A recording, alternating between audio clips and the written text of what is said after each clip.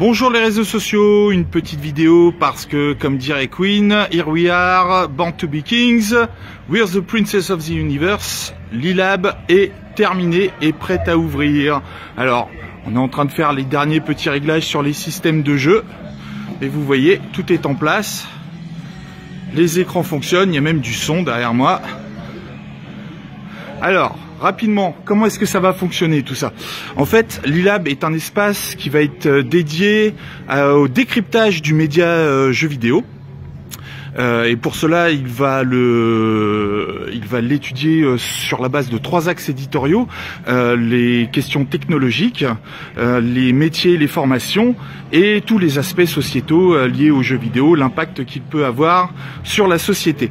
Et sur la base de ces 3 axes éditoriaux, en fait, tous les ans, on va mettre en place une thématique qui va aborder un pan spécifique lié aux jeux vidéo. Cette année, donc pour l'ouverture, nous allons parler de l'interactivité dans le jeu vidéo, en quoi l'interactivité est la spécificité de ce média.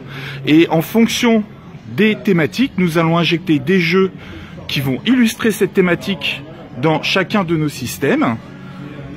Voilà, donc là ça va être les jeux de stratégie, ici les jeux d'arcade, là les jeux à la 3e personne, les jeux à la 1re personne et la simulation automobile, plus des jeux sur console moderne et un petit peu de rétro gaming sur les 3 bornes du fond.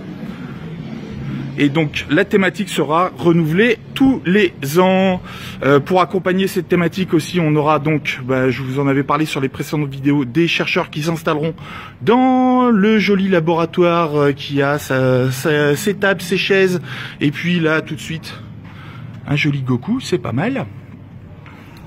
Voilà, nous aurons donc une jolie zone de décryptage avec tout un tas de données liées à la thématique en cours, notamment par exemple une data visualisation sur un certain nombre de mots-clés, comment est-ce que c'est traité dans les médias, notamment sur le web, une carte de France interactive du marché de l'emploi dans le secteur du jeu vidéo en France, et juste derrière, une chouette zone dédié à l'animation, donc l'Agora, qui pourra accueillir 60 personnes et dans laquelle on pourra faire donc des ateliers, des animations, des conférences, accueillir des invités avec 3 écrans géants. On pourra même capter, il y a des caméras un petit peu partout, on pourra capter, streamer tout ce qui se passe ici. Ça promet donc de jolis événements.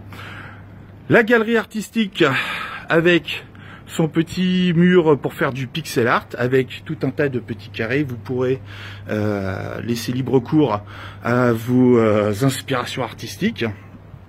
Dans cette galerie artistique, on a quelques bouquins qui nous ont été envoyés par les éditions 404. Voilà, que vous pouvez consulter à loisir. On a de jolies vitrines qui ont été réalisées avec l'aide de MO5. On a un joli mur là, vidéo mappé. Alors je le zappe rapidement, je m'y arrête pas parce qu'il faut venir le voir, c'est tellement chouette à voir en mouvement en vrai. Notre fidèle Pong mécanique qui est là depuis Jeux vidéo l'Expo en 2014, et il est toujours vaillant. Notre jukebox qui diffuse de la musique de jeux vidéo.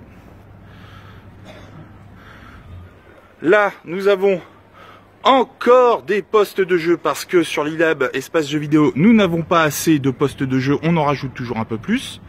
Et juste après, l'espace dédié aux jeux mobiles sur tablette, donc accessible à loisir. Voilà, on a fait un petit tour, vous voyez à peu près à quoi ça ressemble, mais le mieux c'est de venir pour vous rendre compte un petit peu. Voilà, là il y a Just Cause 4 qui tourne. C'est pas mal quand même.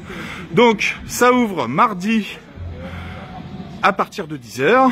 Nous sommes prêts à vous accueillir. Êtes-vous prêts? À bientôt.